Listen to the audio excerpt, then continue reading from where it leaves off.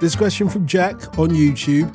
With the San Siro set for demolition, how will its loss impact the cultural identity and emotional connection of Inter and Milan fans? Who wants to go with that? Well, I guess that's one way of looking at it. The other way of looking at it, and senior figures from both clubs have been at pains to point this out, if this plan hadn't have been approved, Milan and Inter would have had to leave the city. And that, I think, is a far greater negative impact on what is the historical home of the clubs. And I think, obviously, I've talked about this loads of times before. When you walk up to the San Siro, it is the most recognisable silhouette in European football, in world football, maybe. And I think they will probably do something to. We don't know the full plans yet, but they'll probably do something to retain that or to mirror that. Although the plans to redevelop San Siro have been compared with like the redevelopment of Wembley, for example. You know, and you think the Twin Towers being replaced with a Norman Foster arch, and you know what? I think it's turned out to be a good thing. Yeah, nobody ever talks about the Twin Arches anymore. At the time, they thought, oh, this is the end of football as we know it. Yes, and I think the point is, Wembley, having gone to Wembley as a kid and gone to Wembley as an adult, once it's been reconstructed, it is better in every way. Like, you can see well from pretty much every seat in Wembley. You feel part of it. And that has been one of the major problems with San Siro, that when it is not just one of those Italian stadiums that needs a bit of TLC. It's just a relic, really. You get in there, you can't see well from all the seats. Of course, it's a wonderful experience to be in there for a big match, and you know, Inter at home is something incredible. But they had to do something about it, and I think the thing is, when we talk about San Siro, of course, it's actually called Stadio Giuseppe Meazza, named after Giuseppe Meazza. When we're talking about San Siro, we shouldn't just be talking about the stadium. We should be talking about the whole neighbourhood. Because, of course, there have been a few little changes in recent years. I remember when I first went to the stadium, you had to walk up quite a long way, a little bit like the walk from Seven Sisters to Tottenham. You had to take the walk all the way up. So you got a real good chance to see it there on the horizon before you got there. And then you finally get up and you see that famous silhouette, as I was saying. And now there's a metro station right next to it, which is great. But so little of the rest of it has changed. And in some ways, that's positive, as Jack hints, because it's heritage, it's history, all that sort of thing. But I think people deserve to, be sort of treated in they need a nicer, more comfortable, more modern experience. And of course the clubs need to make money out of it as well. I think apparently it's not a great experience for disabled fans as well. And when I was talking about San Siro, the neighbourhood, it's a neighbourhood that needs investment. Anyone who listens to any Italian rap music will know that it is an area of Milan that feels cut off, that feels that the people don't get enough opportunity, there aren't enough jobs, all those sort of things. That needs to change as well. So it doesn't just need to be about the clubs keeping a historical presence where they always have been, but they need to put something back into the community big time. JJ? Yeah, I'm surprised Andy didn't mention as well the possibility of renewed press facilities as well. But no, I think whenever you talk about this kind of topic, especially a subject as sensitive as sort of one of European and world football really's iconic venues, there's always going to be an element of nostalgia, and that's understandable. But I think now, sort of, given how long this discussion has been going on about, about the renovation or the solution, of the sort of the question of San Siro, I think really it's reached the point now where, like Andy said, the only other solution would have been both teams playing their games outside of Milan, and sort of, just looking within Italian football. You've got the example of sort of Juventus when they moved to the Delle Alpi, with, what was quite a sort of short-lived experience in the end before, going out and sort of building their for-purpose Juventus stadium. The accessibility issues that come with that, that sort of really accentuates the kind of nostalgia that a lot of the fans might have felt for it had it, had Inter and Milan been forced to go and build their own sort of venues outside of the city. And also I think this offers the best kind of long-term solution in terms of being able to sort of maintain that historic link and to always sort of consider, what has been sort of the home stadium of the respective clubs to remain the same. So I do think that is, hugely important. And also, you look as well at sort of Milan and Inter's ability to compete financially and to keep pace, with their European rivals in the future. And I think, changing, at least, sort of the inner workings of the stadium and the sort of outside skin, is an absolute must, because if the experience is not enjoyable, it's very, very difficult to tap into the other different sort of revenues associated with the stadium. We were talking about Wembley earlier. Another big part of sort of what Wembley does, its repertoire, so to speak, now is not just the football matches that happen there, but sort of the other events, the concerts and stuff like that, which it's, a great venue for sort of seeing, some of those big sort of legendary iconic acts. I've been and seen Billy Joel there, for example, and I think that is going to be absolutely crucial, for the financial futures of both Milan and Inter. And it's something that, a lot of fans will have to understand, is absolutely, vital to the well-being of their clubs in the future. I mean, that is the thing. It's sort of two-pronged. I think you have to be realistic and say, you look at the leap that Juventus made to dominate Italian football after they had their own stadium where they actually made their own money. Obviously, this will be a shared enterprise, so it's slightly different. And some would argue maybe they could cash in more if they had separate stadiums. But, Juventus managed to build themselves such a position of financial strength when they could actually monetize their own stadium. And so few clubs in Italy own their own stadium. And that is an issue.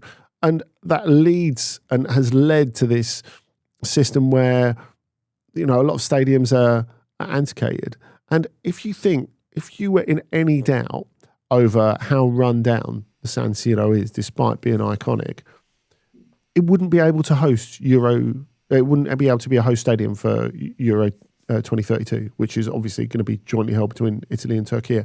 So imagine going to, if we're talking about the heritage of Milan and Inter and Milan as clubs, imagine going to a Euros in Italy and you can't go and see a game in Milan. That's mad, isn't it? It's just absolutely impossible to imagine. But whereas this, if it goes to plan, and obviously it's a big if in Italy and with builders in general, it should be completed in 2031. It would be completed in time for the championships. We're staying in Italy and indeed in Serie A for the next question. This is from Roland on Instagram. Is the relationship between Kevin De Bruyne and Antonio Conte permanently damaged after the events that occurred after Napoli's loss to AC Milan? I'm going to ask you just to remind us of what happened on the 72nd minute of that match, Andy. Well, De Bruyne gets subbed. He's part of a triple substitution. McTominay also goes off, and Rasmus Højlund. The three of them go off while they're chasing a goal, which is brave. Let's put it that way.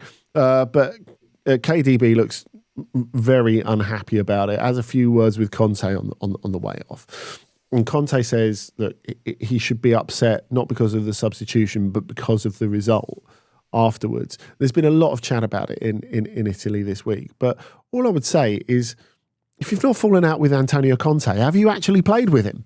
I think this is part of it. I have not fallen out with him. Well, make of that what you want. Something to work towards. But, I think it feels a bit storm in a teacup to me, even though it's been discussed a lot this week.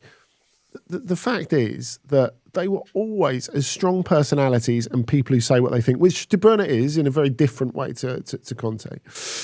They were always going to have words with each other at some point during the season. It's just like when Conte gets the Napoli job, him and Valerio De Laurentiis, the president, look at football and running a football club in such different ways. They were always going to fall out at some point. And so he got to 3/4 through last season and they have public words and everyone's like, oh, it's all falling apart. And it's like, well, what did you think was going to happen? They're gonna have a row at some point and it's going to be public because it's Napoli. But, you know, they found a way. They found a way past it. And, of course, this was an extreme example. But, you know, at the end of last season when they're celebrating the title, everyone looks at those title celebrations and the very cordial greetings between Conte and De Laurentiis and think, right, Conte's gone. A week later, it's decided that he's staying and he's really backed in the transfer market. So, look, I think Napoli have learned as a club from some of the fallouts that undermined their title defence last time when they won it, going back a couple of years. And also, I just think this is, you know, a healthy exchange of egos. Yeah, really. But that's one way of looking at it, JJ. Kevin De Bruyne is not a person that easily falls out with the managers, at least from the experience of his time at Manchester City to go with. I do wonder whether there's more to this than, even though Andy says it's a storm in a teacup, but nevertheless, will they be able to repair their relationship, whatever it was like prior to this? You would have thought they would, wouldn't you? Yeah, I mean, I do think it is something that they'll be able to get over, but I think also sort of relative to KDB's situation, he's in a completely different situation now than the one he was in at Manchester City. Is he a high-profile player still? Yes, of course he is. But is he as integral to Napoli as he was with City? At his age, you know, the veteran presence that KDB is, you know, he can't be. He can't expect to be either. And I think at some point, you know, you do have to kind of put yourself at the service of the team, recognize what's best sort of collectively. And if the head coach decides to withdraw you and make a change, then, you know, you have to be sort of more respectful of that. So I think sort of this kind of, as Andy put it, storm in a teacup, I think this is actually born out of just the frustration for KDB, you know, of sort of, you know, now being in kind of the twilight period of his career, sort of trying to make the most of it, obviously wanting to stay top dog for as long as possible. But it just doesn't quite feel that, you know, sort of he is that or might really, you know, ever be that with Napoli. And I think, you know, that is something that he probably should have spent more time weighing up before deciding to make the move. Obviously, there was a strong preference for him to remain in Europe and, you know, not to sort of you know, chase the Saudi money for the last couple of years of his career. But, you know, this is kind of part and parcel of that. And also, you know, what Conte demands from his team, you know, individually and collectively, you know, physically at times, you know, De Bruyne isn't able to sort of give that anymore. So I do think that there is an element, you know, of logic in sort of the way that Conte goes about his decisions and his utilization of De Bruyne. But, you know, I don't think that, you know, De Bruyne can sort of expect to sort of automatically be sort of indispensable and playing every single minute that he's fit and available, you know, because of what he's done in the past. You know, Conte tries to build teams, you know, to be successful. He's got an extremely good track record of doing that.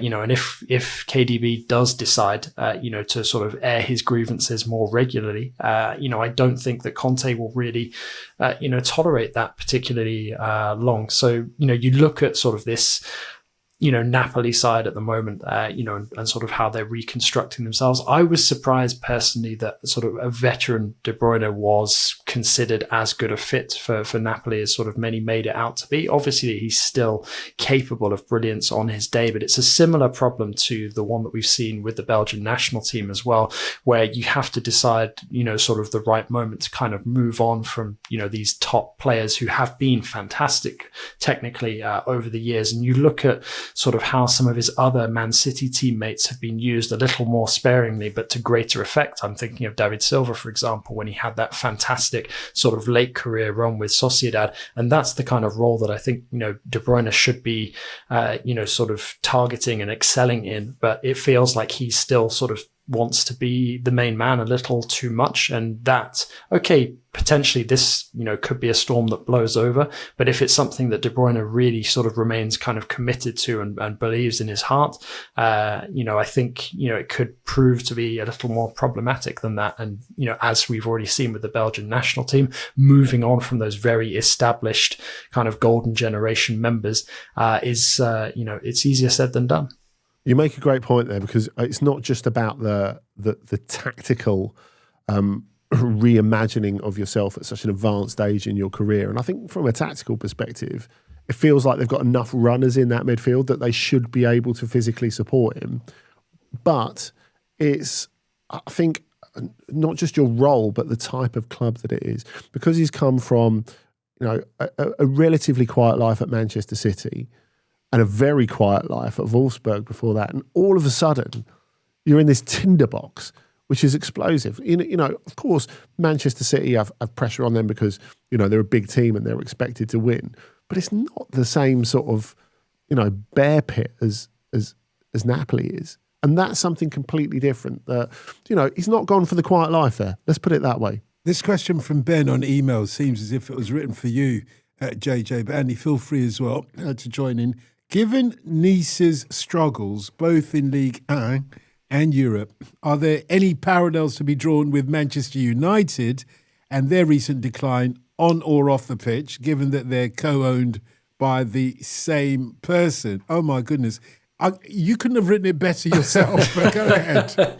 Yeah, no, I definitely feel extremely targeted. Well, how long do we have exactly for this response?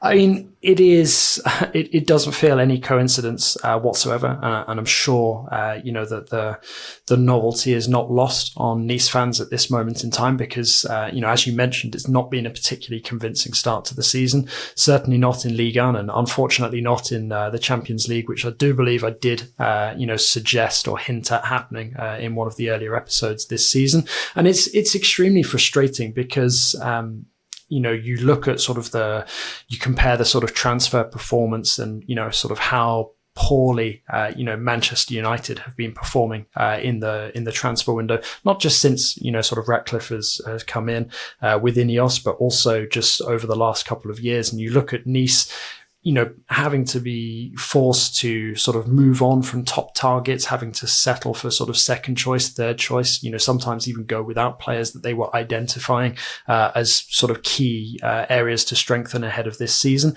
And it feels like they're now paying the price for, the overemphasis and, the focus that Ineos and Ratcliffe have on Manchester United over themselves. And, I think many Nice fans will still point to, Ratcliffe very publicly coming out and saying that he just doesn't enjoy sort of watching Nice and sort of the match day experience with them, and it just feels like they are at every single turn since Ratcliffe and Ineos have come in and taken charge at the club, that they've never really been sort of considered the priority. They've had to sort of deal with the frustration of seeing Ratcliffe and Ineos, sort of flirting very publicly with, other Premier League clubs when Chelsea were available, when there was rumours of potentially a bid for Liverpool, and then ultimately, the minority investment into Manchester United with sort of control over the sporting aspect of it. So it's been a hugely frustrating last couple of years for Nice, and I don't think that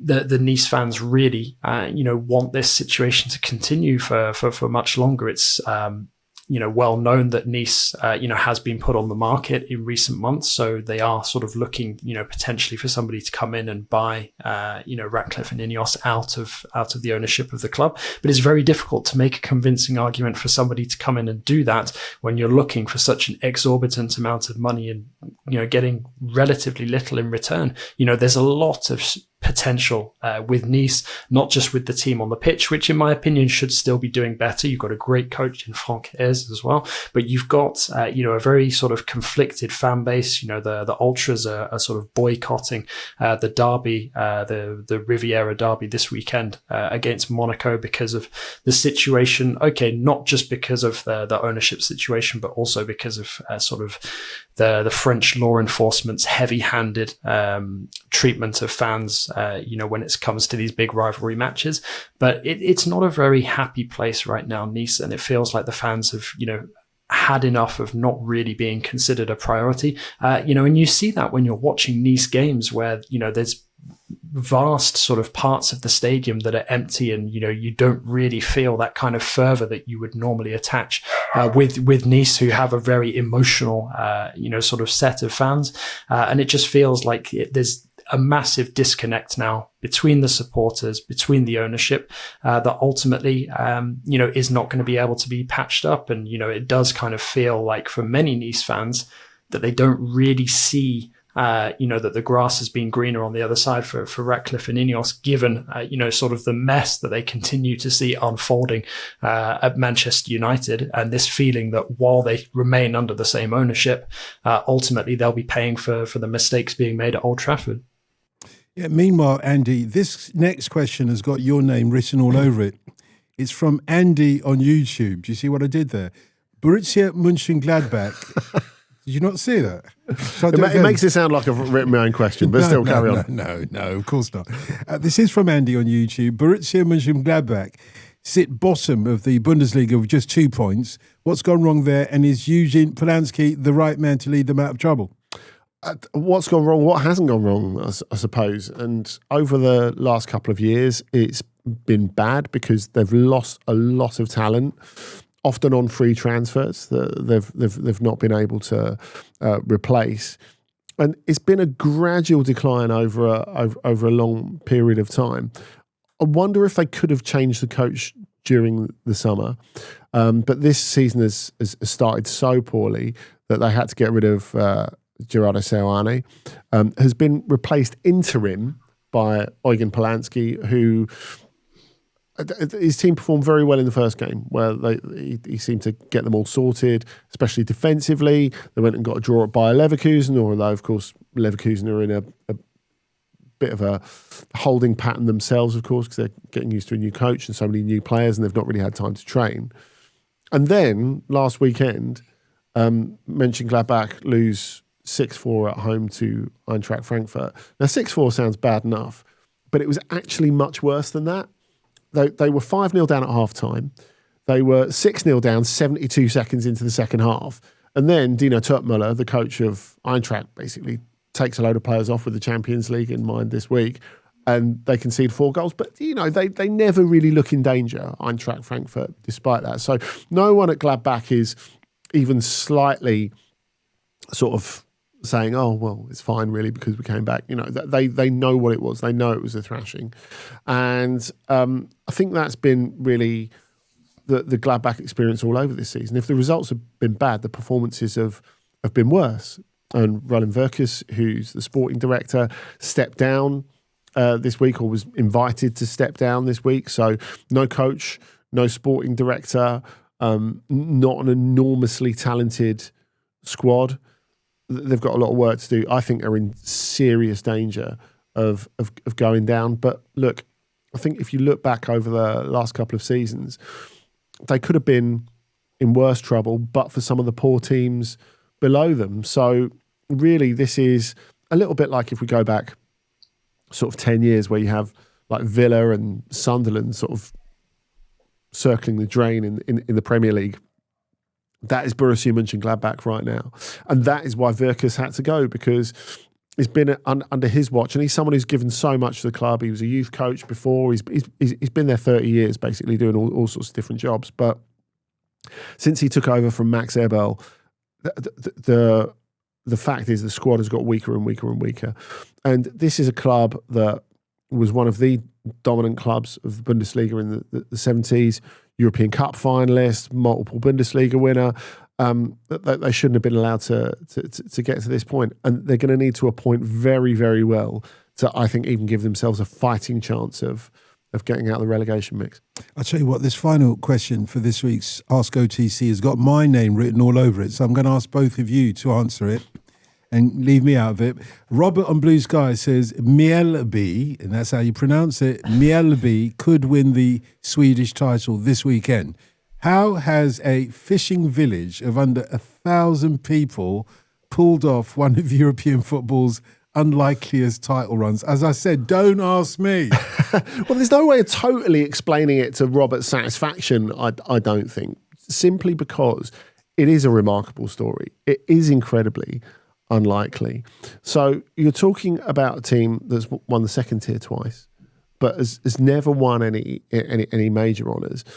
And we could explain it in a number of different ways. This is not something that's just happened this year. They got a record points total for Allsvenskan, for a club record points total for Allsvenskan last season. But I don't think anyone saw this coming. So even though the club can explain it, like, you know, we've built it over a number of years. They were taken over by a local businessman who has given them a degree of financial support. Though, if you compare them to, say, the richest club in Allsvenskan, Malmö, who are obviously a huge name, they've got about 1/9 of the budget. Mjällby. I'm surprised they've even got that much, actually. Yeah, it's amazing. But what they've done is they've developed players very well in recent years. And by selling players who they've developed, and actually Colin Rösler, who's the son of Uwe Rösler, was one of those. They sold him a couple of years ago for the thick end of 2 million. They've reinvested the money pretty well. And that actually had someone called up for the Swedish national team earlier this season, which was a bit of a first. Now, obviously, they would not be able to do this if it wasn't for the intrinsic weakness of the Stockholm teams in the last couple of years. So Hammarby and Aikar haven't been up to mustard at all. And Malmö, you look at them, I mean, they're in a position where they're fifth in the league at the moment. With the amount of money they've got and the history they've got, that should simply not be possible. But I think it's quite interesting when you look at Mjällby, like recruiting smartly, selling smartly, boxing smart in general. You could argue in recent years, or like certainly the last couple of years, maybe Malmö have sort of been the opposite of that. You know, they've invested heavily on bringing back older players who are big names. You know, I think you look at Pontus Jansson being one of those. You know, he's won a title, but he's suffered a few injuries as well.